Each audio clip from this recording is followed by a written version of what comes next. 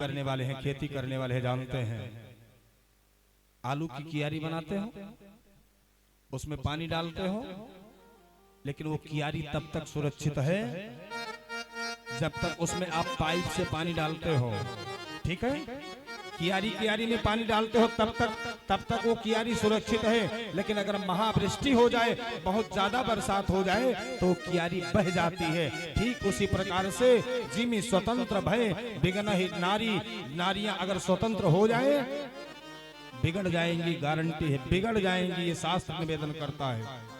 और मैं और एक बात निवेदन करूं, तीन चीजों का अगर आधार ना मिले तो इनका विकास नहीं होता, इनका विनाश होता है, इनका पतन होता है। का कौन? का एक लता, एक बनिता और एक पंडिता। लता माने जानते हो क्या होता है? लता माने होता है जो बेल होता है ना, जो पेड़ पे चढ़ता है, जिसको गुर्च बोलते हैं हम लोग गुर्च बोलते हैं। अगर उसको पेड़ का आधार नहीं मिलेगा तो उसका विकास नहीं होगा, उसका विकास नहीं होगा। बनिता, बनिता बराबर जानते क्या हो? बनिता बराबर होता है स्त्री, बनिता बराबर स्त्रियां होते हैं। अगर इनको आधार ना मिले, इनको अगर संरक्षण ना मिले तो फिर ये बिगड़ जाएंगे, बिल्कुल गारंटी है, बिल्कुल बिगड़ जाएंगे।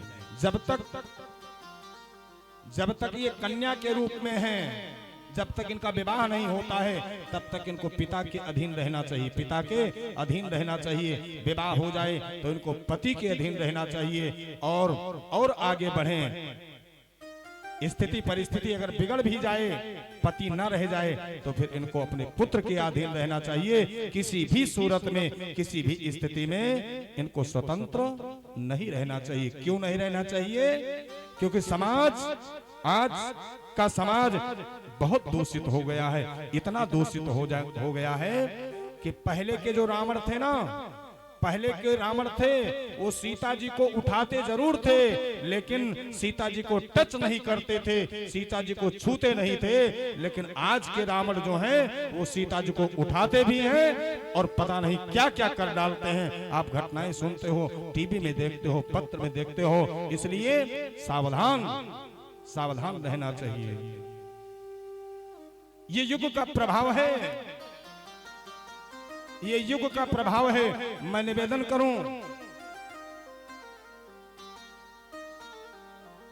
हमारी सनातन पद्धति को, हमारी सनातन गरिमा को नष्ट करने के लिए कितने लोग लगे हैं। मैं खास करके देवियों से, जो अभी जिन लड़कियों का विवाह नहीं हुआ है, मैं उन लड़कियों से निवेदन करना चाहूंगा, इस व्याट पीठ से निवेदन करना चाहूंगा, बच्चों किसी के बहकावे में मत आना। क्यों? क्योंकि अन्य धर्म वाले जानते हो क्या कहते हैं कि तुम एक हिंदू की कन्या के साथ में विवाह कर लो, एक मस्जिद बनाने का पुण्य तुमको प्राप्त होता है। एक और बोली लगती है, आप लोग शायद जानते हो तो जानते हो, नहीं जानते हो तो नहीं जानते हो। ये बोली लगती है, एक शूद्र की कन्या को ले आओ, विवाह कर लो, आपको 5 लाख मिलेगा। एक बनिया की कन्या ले आओ, आपको 10 लाख मिलेगा। बनिया की कन्या से विवाह कर लो, आपको 10 लाख मिलेगा। ठाकुर की कन्या से विवाह कर लो, आपको 20 लाख मिलेगा। और ब्राह्मण की कन्या से विवाह कर लो, आपको 25 लाख मिलेगा। ये खुला दावा है, आप पेपर पढ़ो, देखो। आपको भ्रष्ट करने के लिए, आपको नष्ट करने के लिए कितने लोग लगे हैं, कितने निशाचर लगे हैं। विचार करके देखिएगा, सोच करके देखिएगा बच्चों, पेपर में पढ़ो। अभी हमारे यहाँ दिल्ली की ही घटना है। सवर्ण की कन्या, उसने लव मैरिज कर लिया। बहकावे में आकर के, आपको बहकाने वाले बहुत मिलेंगे, टीका लगाएंगे, चंदन लगाएंगे, मौली बांधेंगे, अपना नाम चेंज कर लेंगे। बहकाने वाले बहुत मिलेंगे। बहकावे में आकर के उसने विवाह कर लिया, अन्य जाति में विवाह कर लिया।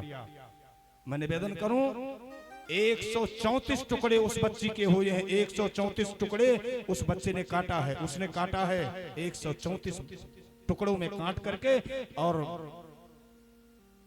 कालका जी जो दिल्ली गए होंगे वो देखे होंगे, कालका जी का उधर उस साइड में बहुत बड़ा जंगल पड़ता है, 134 खंड काट करके और जगह जगह पर उसको बिखेर दिया है, जगह जगह पर एक एक टुकड़ा ढूंढा है। उसने स्वयं बयान दिया है, पुलिस के द्वारा पकड़ा गया, स्वयं उसने बयान दिया है।